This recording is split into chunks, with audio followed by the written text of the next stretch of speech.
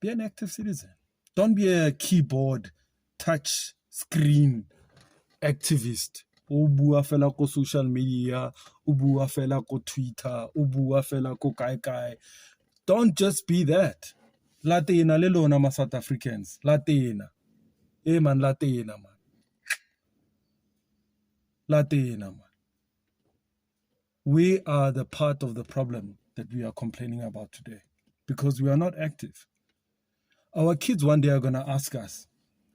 In fact, my kids have often asked me, how do you guys allow this shit to happen? How do you allow this nonsense to happen? Power, you are stealing nearly 60 billion a year since 1995. 60 billion gets lost, wiped out, boom. Corruption, maladministration,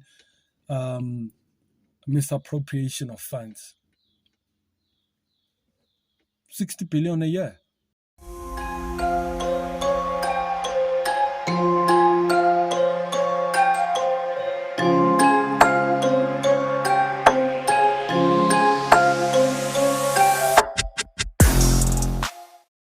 Good morning, free riders. Sanbonani Dumelang.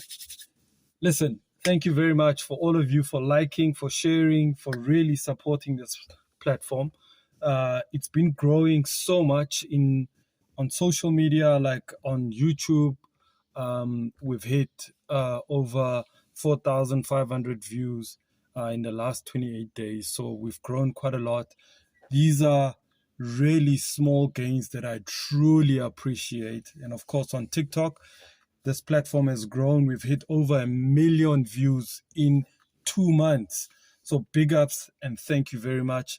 I'm not counting all the other platforms where we are streaming onto Spreaker, on Spotify, on YouTube, on Facebook, on Instagram, and on Twitter. But all the platforms where I plug the videos that we do, there's been such steady growth, and it's just been consistent, and it's been amazing. So big ups and thank you very, very much. I don't take it for granted at all, and I really, really appreciate the love and the support that you guys give me.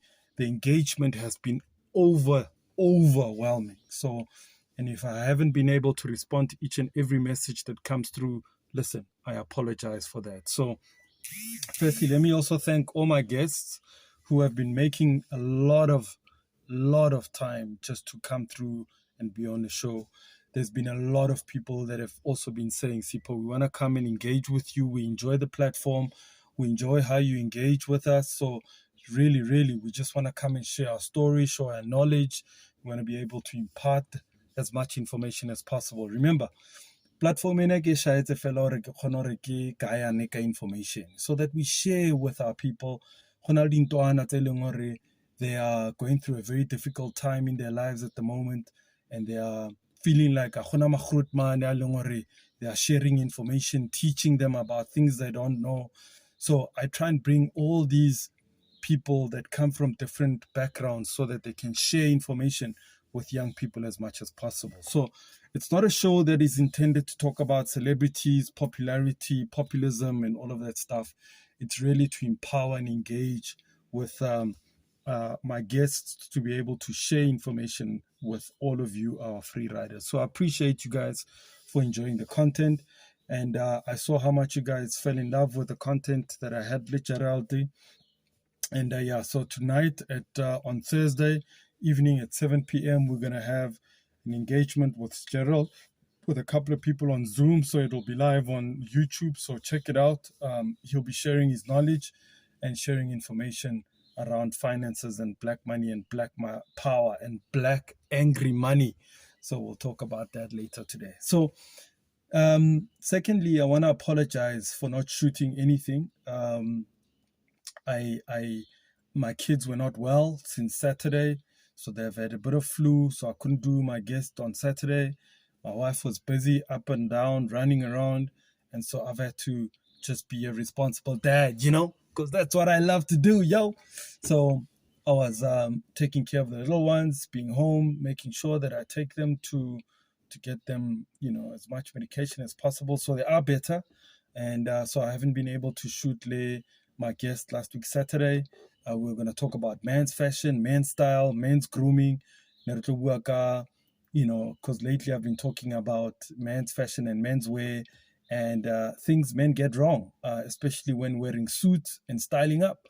Men wearing different things that don't match, ties that don't match the shirts, that don't go with the shirt, don't go with the suits, and maybe not wearing the right fit of clothes for your body, especially for the big boned type of dudes.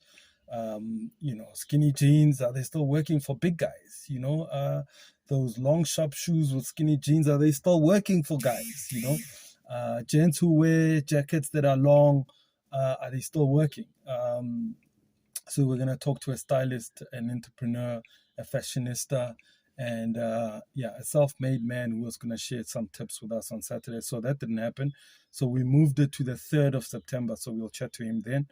I was also going to talk to a commissar, somebody who served in political formations, who's got a lot of history in the ANC, who served in different forms, Umkhonto weSizwe and other structures, who's a community builder, who's worked with Sanka, and who's deep-rooted in our communities. Kintate Bongs, he was going to share with us his knowledge on Afrikaners. We were going to talk about the Afrikaner, super Afrikaners, and we're going to talk about what lessons can we learn, because Owar Tambo did say that not everything that your enemy is doing is wrong. There are lessons you can learn from your enemy. So we're going to talk about the Afrikaners, particularly the free, not the Freedom Front Plus, but we're going to talk about AfriForum and to see the model here, AfriForum, and say, how did they manage to make sure 300,000 members are able to raise just over 45 million a month? And how are they getting it right? How did they build an Oranje? And Soweto with more than 6 million people. What can Sowetans learn from Oranje model? Because the economy of Soweto kaofela, nyungu kaofela e hlang e kenang ko Soweto. Akere batho ba tswa hoseng, ba ilo spana, ba ilo gola, ha ba boa ba nka nyungu ya bone ba tla ka yone ko kasi. When they come back from ko kasi, they take nyungu ele kaofela, they take it out. Ba spenda ko di molong, ko di chain stores, ko di ko majwaleng, ko di koloing. Nyungu kaofela e hlang from outside, it goes equally as fast as possible outside. Rena le illegal foreigners, ba ba nang le di-sphaza, bo my brother, re baya ko bone, re ba kentse ko dikasi, ko di-spazeng tsa rona. Ba nka nyugo ena kaofela, e a tswa nyugo ena kaofela, it leaves the country. So we wanted to touch base on models and lessons we can learn from the Afrikaners. So that didn't quite happen, but it's going to happen next week. So my guest this week is, on Saturday, I was going to speak to him, but we're going to do the show on Friday. Abutlulamile Sbanda, who was going to share with us just on trade unions and talk about unions, and of course talk about his life, his journey in politics, how he got into unions. And the reason and the purpose for this was to look at the strike that took place on Wednesday, where we had a national shutdown, and this national shutdown was going to address the issues of the economy being what it is, the rise of petrol, the rise of food costs, and just the cost of living, which is high. So we're going to talk to him about that. He's also working for the Gauteng Department of Economic Development, and he deals with the SMMEs. He trains and supports and develops the SMMEs. So we're going to talk to him about the aspects of SMMEs and the impact that his work has, especially if we have to look at this, SMMEs who are supposed to be the lifeblood of the economy, to save the economy where big businesses are not creating jobs, and how do small businesses get empowerment from government and support to be able to create jobs at a small scale, and so that if more smaller entrepreneurs create work opportunities, kokasi, you can see that small entrepreneurs can change the look of the economy. And so we'll talk to him about all those programs. All right. So that's what's happening this week. So other guys are going to come through next week. So my inboxes have just been inundated with people who want to come onto the show, and I have to screen some of them. I have to change some of them. I have to make changes to some of them. And I'm just getting messages coming through. So I want to say that I'll give everybody an opportunity as much as possible. There's a guest of mine who also wants to interview me because I interviewed him on the Free Ride podcast. So he's like, no, dude, Yazin, I heard about your story from my mother. So I want to talk to you about your story and your journey in politics because I heard that you were a councillor, you were a DA councillor in some point in your life. Now you are in the ANC. You have been a member of the ANC. You have served the ANC in your capacity as a communication specialist, the head of DIP at the time under the leadership of Joditi Matongo for almost 3-4 years that I served under him. He was a spokesperson at Johannesburg, and I was the head of the DIP. I worked with the province ya Gauteng, the DIP nationally, Comrade Pule, and before him, Nelibo, Comrade Kusela, and Comrade Ziko Atwa. So my experience in communications, he wanted to talk to me about that life, my past life. So I don't know why he finds it interesting. But of course, it's my journey, and I can't erase history, Just like we can't erase apartheid, we can't erase our history. We just have to learn from what we've gone through. So anyway, so he wants to talk to me. We were supposed to have that conversation hopefully today, but I'm still at home with my little ones. So that's not going to happen this week. Will happen sometime next week. So we'll share that side of me that most people don't know about me. So anyway, I'm not that interesting, but he finds it interesting. So I'll give him a platform to just speak to me about me. We'll see. Anyway, the purpose of this conversation today, the why I wanted to record, is this, that the MEC Wako Limpopo posted, or somebody posted a video of the MEC talking to a patient who is an illegal foreigner coming to South Africa from Zimbabwe, who was in hospital seeking medical attention. And she spoke to the patient, asking what language she speaks and where she's from. And of course, she went to town about how illegal foreigners are putting a burden on her department, and that these illegal foreigners are putting a burden on the Department of Limpopo's health department under pressure, and that her limited budget cannot help the people of South Africa, the people of Limpopo, because of the huge influx. So there's been a huge debate. I'm sure you know the story.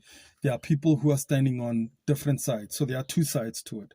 There are those who are members of the ANC who are defending the minister or the MEC, and there are also members of the public who are also defending the minister. And then there are members of the EFF, members of the DA, who are saying that even Musima Imani, who is saying, who posted a code of conduct for health practitioners, especially doctors, and an oath they take into office, saying that she violated that oath.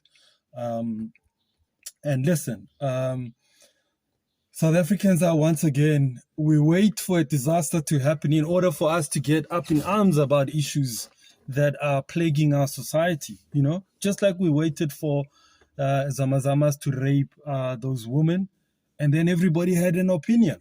And government pulled out everybody from everywhere, Mahata, and to go and arrest 50 people, illegal foreigners, and put them in our jail. And once again, we, the taxpayers, are paying for them to eat and to sleep and to wash, right? So illegal foreigners are a burden in our society because they are illegal. And they run from their countries and they come here and they demand and they want, all right? And it's not just Zimbabweans. There are Ethiopians, there are Somalians, there are Pakistanians, there are Indians, there are all those. Some of them, kibo my brother, banali sphaza, go our own houses. Ne? Go to every township, every rural area, you'll find my brother. Not, I was about to say Limpopo. Otlhaka Pakistani, otlhaka India, otlhaka Somalia, and they have the sphaza shops, and we South Africans have given them a small section or a 2-room, and I almost fell prey to it with my mom, by the way. We were approached by a Somalian guy who wanted to give us $5,000 so that he can have a shop up Iseda, right? The community was up in arms about it, and I then agreed, okay, community not an issue. But anyway, they are all over my community now, or where my community, or where my mother lives. Honestly, all these spazas telling her they are run by these illegal foreigners. So they are okay for us to live among our community and to take our money away because re baya kobo le nna imokasi ya rona there are some they khona di spaza tse di onwa ke bo my brother re nka nyugo ya rona re lo pa borotho da re lo pa le be se re pa di sweets re baya whatever stuff we need because re batlo ya ko Spar ko Shoprite ko Pick n Pay ko Woolworths ko kai because it's far. So we buy our local things. So it's okay for us to take our money, hard-earned money, and give it to them. But now we are divided on an issue around the MEC uttering these words in public, in front of cameras, right? I have a view. I have a view in that I feel, Jorge, as much as I agree with the MEC that this has put a lot of strain in our department, I just think that she has used the wrong platform to say these things because she could have said it in a portfolio she serves in a portfolio committee, go the provincial legislature where she has other MPs that serve with her to say, my fellow MPLs, we have a problem, we have a huge influx, and how do we address it nationally so that they deal with our borders because our people are coming in. I just feel that she was misplaced to have raised it in front of a patient because as a doctor, you cannot say those things in front of a patient. As much as I agree with her, it's just a code of conduct. It's an ethics. And also, my problem is that Limpopo itself has just come from a provincial conference where she and others were delegates to a conference. And I asked some comrades, okay, Lonabako Limpopo, what did you guys resolve, Limpopo, in your conference, in your regions, in every regional conference that's taken place so far? Has the ANC comrades, have they asked some questions around the impact of local foreigners, illegal foreigners? Have we asked some serious questions about the impact of illegal foreigners in our economy? And what was resolved? There was a policy conference that sat just a couple of weeks ago here in Nasrec. And nothing came out as a serious matter to be discussed and be resolved around this issue, of illegal foreigners. One video, or maybe 2 videos, had to come out for the public. Re tlale mafatla, re kwate, sikhulume nje sithi hayi yazi sesi-grand ngala ma-illegal foreigners. Yet we have enabled them. We have given them houses in our jobs, in our homes. Some of them batlina di garden tsa rona. Some of them are working in our homes. I particularly have to admit, Jorge, my helper is also a foreigner. She's not illegal, but she's a foreigner. We have given them work in our own homes, in our own yards. We've given them. And it took one video, one MEC to raise an issue, whereas she could have raised it in a conference of Limpopo and in a policy conference. And what has been resolved? Did she raise these issues with the president? How hectic are these issues being discussed at SADC? And if they are being discussed at SADC, somebody who represents us at that level, which should be the president, should be able to say, this is how we need to resolve this issue. This is how we are resolving it at SADC. In fact, we met Mnangagwa, and we have discussed at length about this issue. And mind you, it's not a new issue. The Zim issue has been a problem since Mugabe. And the country has been silent about it. Silent. So I'm saying, let's say on a pimple or on a whatever illness, it shows itself on the outside of your body. And you go and take a cream or a bandage and you bandage it. Meanwhile, the main problem is that you are eating the wrong food. You are eating the stuff. You are consuming things that are not right for you. You are smoking. You are drinking alcohol, which causes your organs to react outside of your body. And then you don't stop drinking. You don't stop smoking. You don't eat. You don't stop eating junk food. And then you want to cover it up. You want to put makeup. And you're not dealing with the real problem, what goes into your mouth.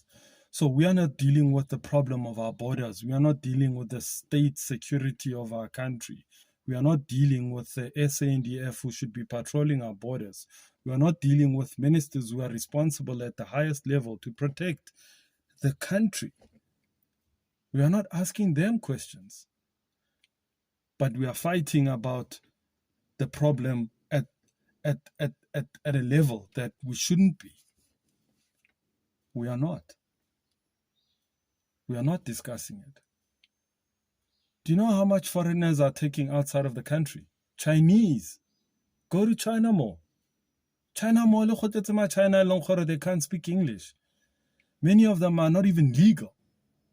They probably came here on containers, in containers. We are not addressing it.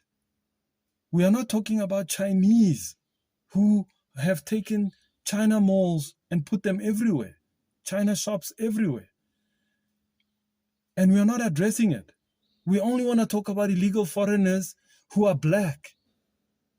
But we're not talking about other illegal foreigners. Indians, Pakistanians. We're not talking about them. We're talking about the same person with the skin color as us. The most. But another problem as South Africans, wait. We have a massive problem. Massive problem. And Joburg, there was nobody here. Nobody. We all come from somewhere. I know for a fact that my grandparents came from somewhere. Go Northwest. My mother is not from here. I was born here, Morodipot.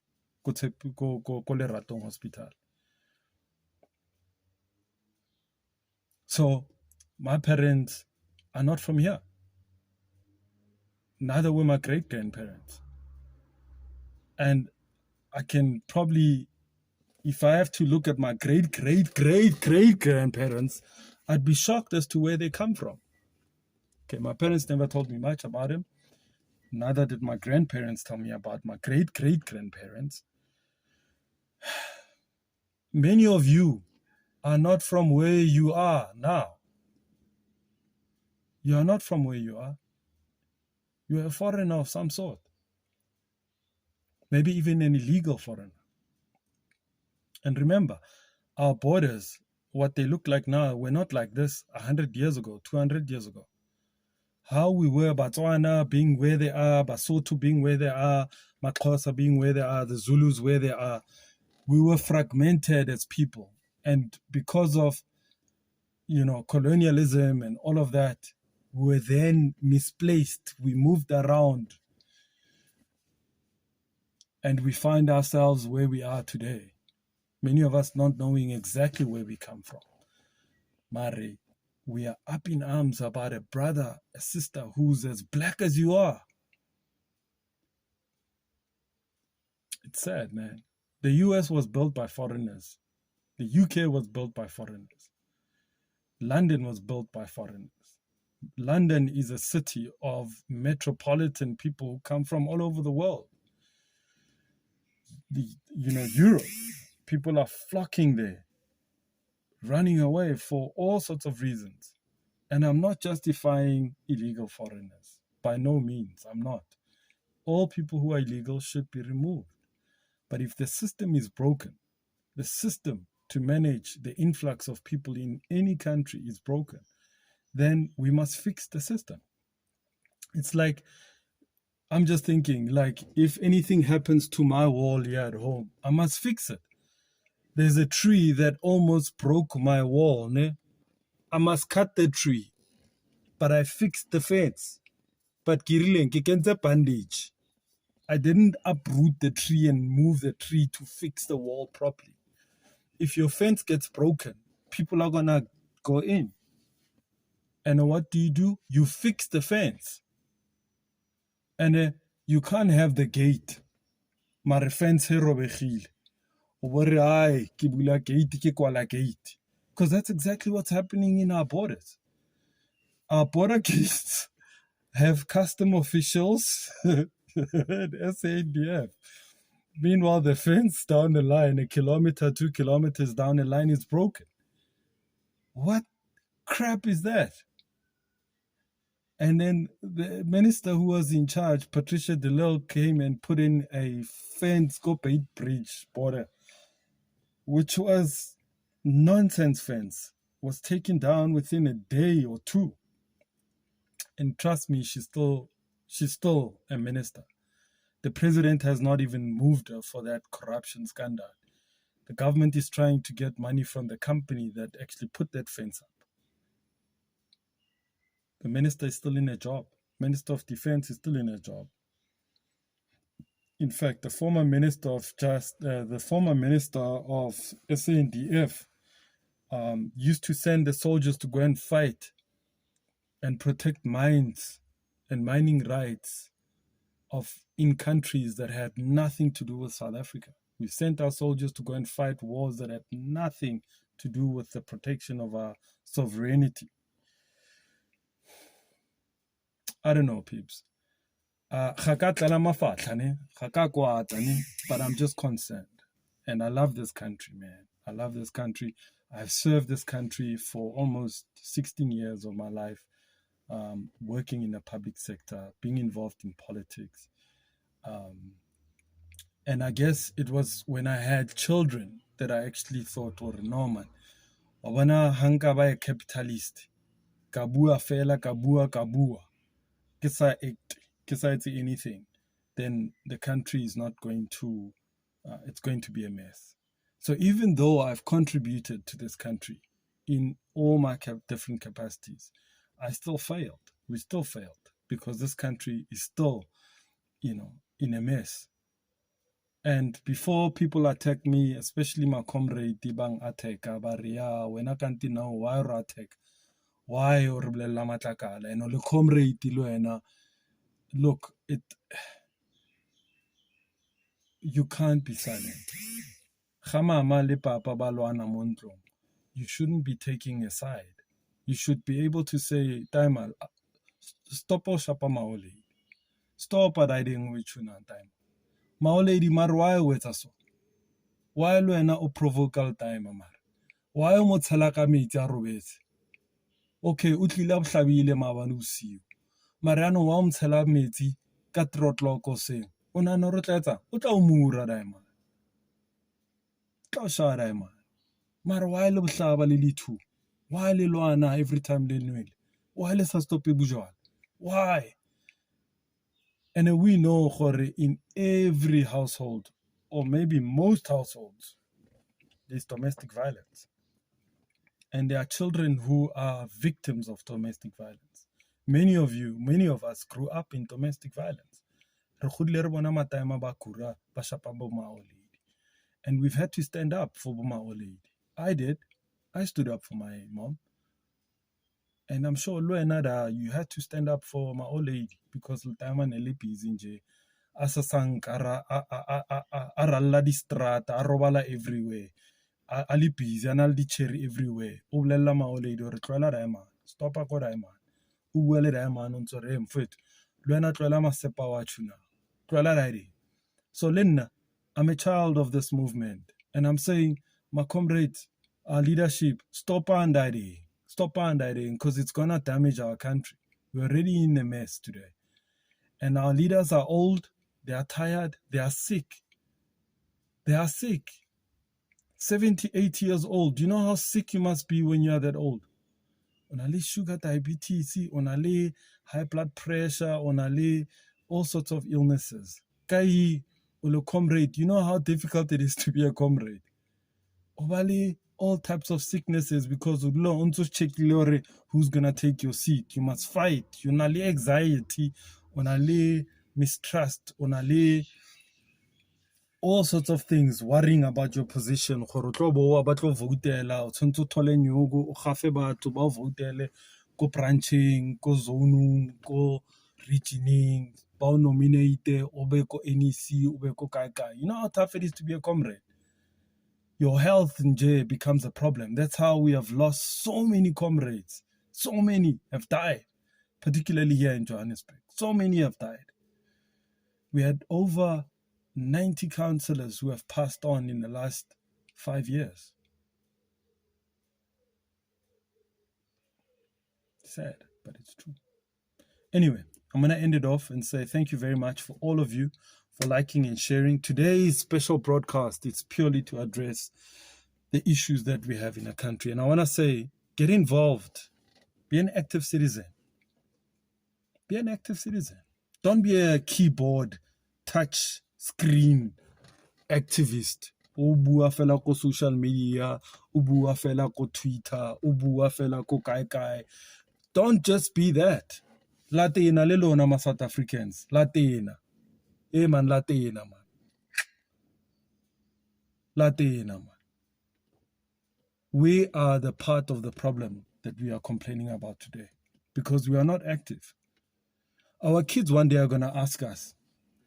In fact, my kids have often asked me, how do you guys allow this shit to happen? How do you allow this nonsense to happen? Power, you are stealing nearly 60 billion a year since 1995. 60 billion gets lost, wiped out, boom. Corruption, maladministration, misappropriation of funds. 60 billion a year. Latina le lona ma. Latina ma South Africans. Ke lona le butseng dintlo tsa lona la kenya batho da ko dintlong tsa lona da. La ba etsa bo my brother. Ke rona re rekang ko bone re ba kaya nyugo a bone. Ba ntsha nyugo eo. O kila bona bo my brother ko bank. O kila ba bona ba patela SARS. Are they paying rates? They are living for free. They're paying just rent. Aba pateli metsi, aba pateli motlakase, ba gafa rent. It covers motlakase, metsi le di rates.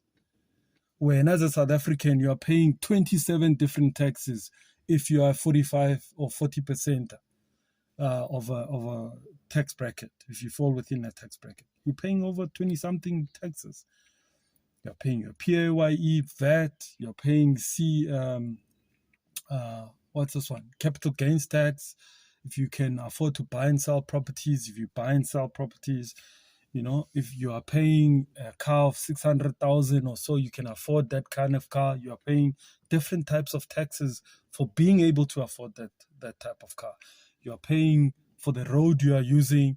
You are paying your electricity and water tariffs. You are paying your rates. You are paying different taxes. Bone, they are not paying anything. But yet today, we are up in arms about the MEC. We are trying to defend her for saying the things that are obvious to us. Obvious to us.